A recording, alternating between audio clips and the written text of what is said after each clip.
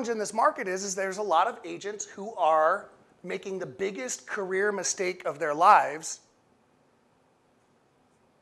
which is they're waiting for the market to return to what it was in 2020 and 2021.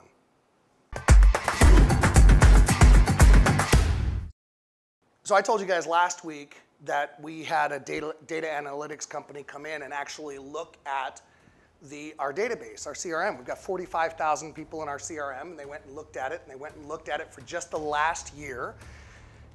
And they looked at how many potential sellers do we have in our system, and then they went in and looked at, have any of those people listed and sold homes? 2,000 in our database listed and sold their home. Only 42 of them did it with you guys. So then I had a conversation with Lofty last week, and they found they pulled up 1,600 in our database, 1,600 leads who are highly active, meaning they're going in and they're looking at properties. So that was one criteria. Number two, they're opening emails. And the third criteria was they have a valid phone number and valid email address.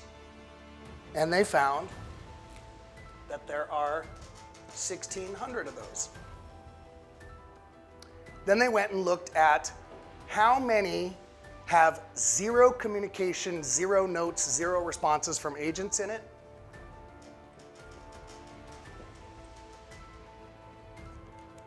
1,400.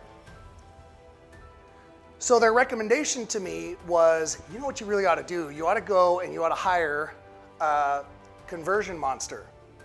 And then what you ought to do is, it's clear that what your agents have is sort of a complacency about working with leads in the database. What they will do is take incoming phone calls.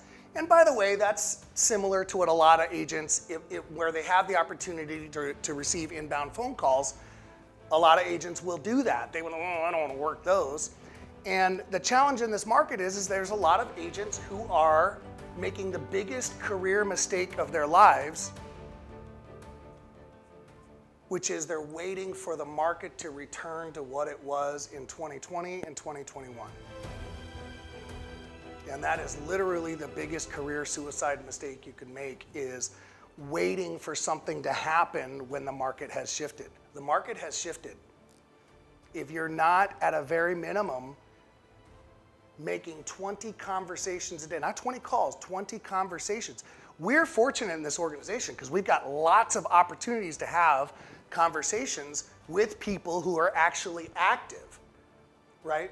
The industry maxim of, if you want to succeed, you got to have 20 conversations about buying or selling a home with actual conversations, not text messages, not emails, not I sent a postcard, not I handed out my business card in a mall. 20 meaningful conversations with people every day about buying or selling, about the market, about the housing market, about inventory, what have you.